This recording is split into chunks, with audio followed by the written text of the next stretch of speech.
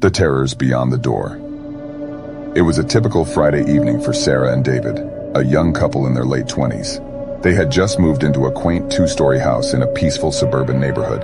The sun had set, leaving the world shrouded in darkness, and they were settling in for a quiet night.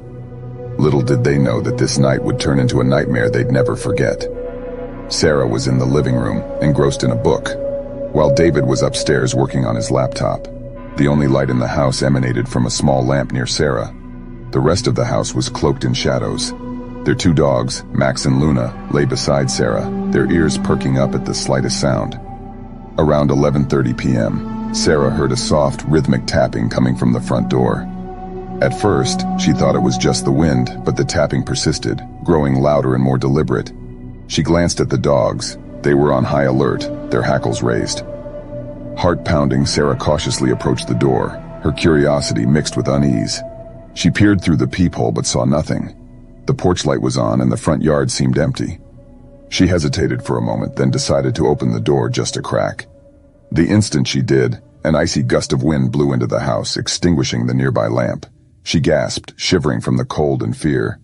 She was about to retreat when she heard it, a voice, low and chilling, coming from the darkness beyond the threshold.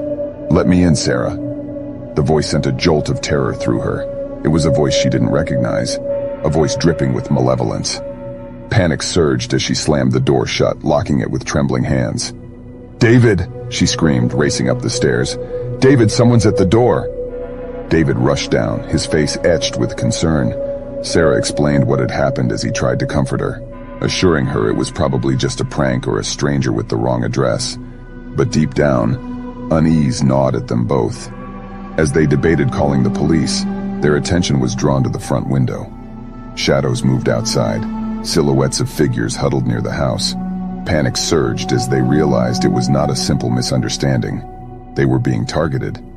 David grabbed his phone and dialed 911 while Sarah watched the figures. The dispatcher assured them that officers were on the way, but with each passing minute, the situation grew more unsettling. The tapping at the door resumed, more forceful this time, as if the intruder was trying to break in. Sarah's heart raced as she heard a chilling, manic laughter coming from outside. The dogs, usually protective, cowered in fear. Minutes felt like hours as they waited for the police. The figures outside remained elusive, their faces hidden in the darkness. David whispered reassurances to Sarah, telling her everything would be fine, but the fear in his eyes betrayed his words. Suddenly, the front door shuddered under a heavy impact. David and Sarah screamed as they watched the doorframe crack. The intruders were trying to force their way in. With adrenaline surging through their veins, David and Sarah retreated upstairs, barricading themselves in their bedroom.